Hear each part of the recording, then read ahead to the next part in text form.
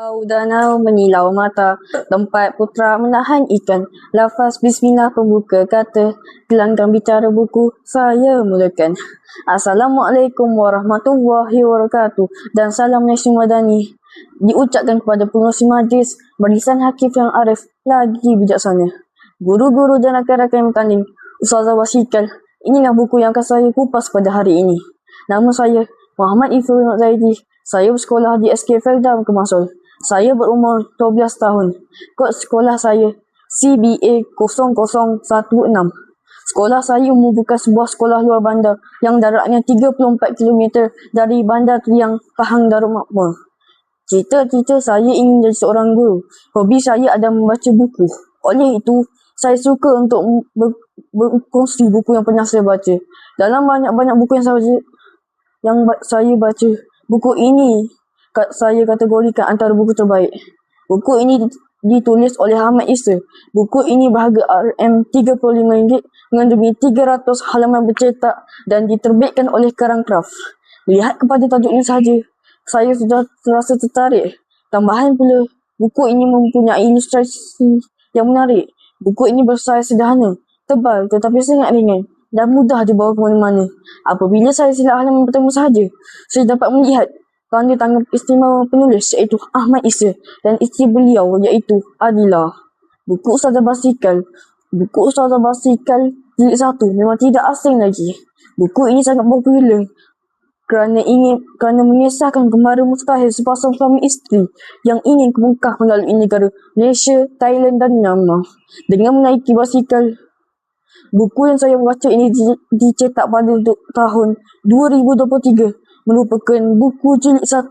Buku Ustazah Basikal ini mendapat pengiktirafan sebagai buku bestseller kerana telah terjual sebanyak 39,000 naskah dengan jualan bernilai RM2.23 juta. Ini menunjukkan bahawa buku ini bukan biasa-biasa. Penulis telah menyambung cerita pengembaraan ini dalam buku jilid 2 dan jilid 3 ke beberapa negara yang lain yang dilaluinya sebelum beliau sampai ke Mekah. Kawan-kawan, kisah bermula apabila Ahmad Isa, seorang arkitek seni bina, mempunyai minat mengembara, bertemu dengan seorang lelaki berkulit putih bernama Michael. Pertemuan dengan Michael yang berbasikal dari England membuatkan Ahmad Isa juga memasang angan-angan untuk beliau mengembara merata dunia. Suatu hari, Ahmad Isa menyuarakan impiannya untuk mengembara ke kota London kepada ibu bapanya. Namun, ibu bapanya meminta beliau berkahwin sebagai prasyarat sebelum keluar mengembara. Ahmad akhirnya dijodohkan dengan wanita pilihan ibunya, iaitu seorang ustazah Al-Quran yang tidak pernah keluar negara, apatah lagi keluar negara dengan berbasikal.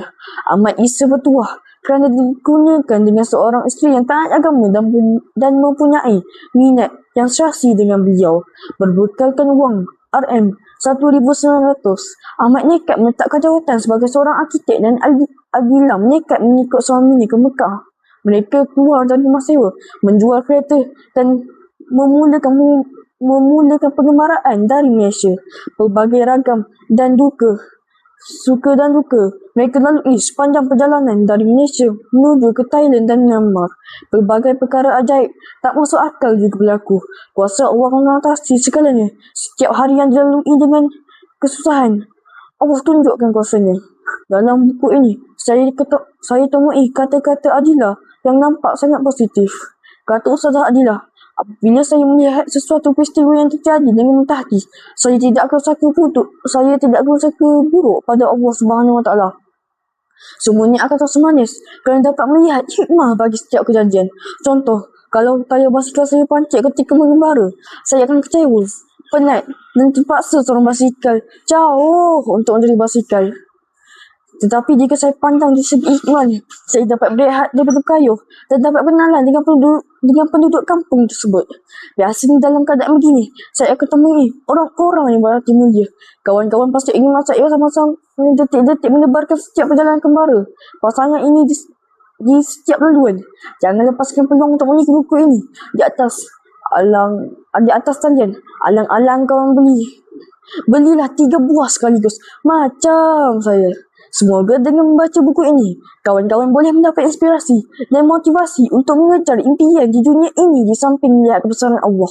Satu kata-kata hikmah dari Ahmad Isa, nothing is impossible. Allah Subhanahu Wa Taala always with you. Yang bermaksud tiada mustahil. Allah Subhanahu Wa Taala ada bersama anda. Buku ini juga telah mendapat liputan meluas dari pelbagai pihak seperti televisyen dan media sosial. Penulis telah menulis buku ini dengan bahasa yang santai dan mudah difahami. Setelah membaca buku Ustazah Basikal, buku ini telah memotivasikan saya untuk bercita-cita tinggi mengejar impian. Kini saya telah faham, tiada yang mustahil. Kawan-kawan, ulasan saya sudah sampai ke penghujung. Saya akhiri bicara buku ini dengan serangkap pantun. Siang-siang pergi ke kota, jangan lupa beli pukat. Sekian bicara buku dari saya. Semoga ia bermanfaat. Sekian, terima kasih.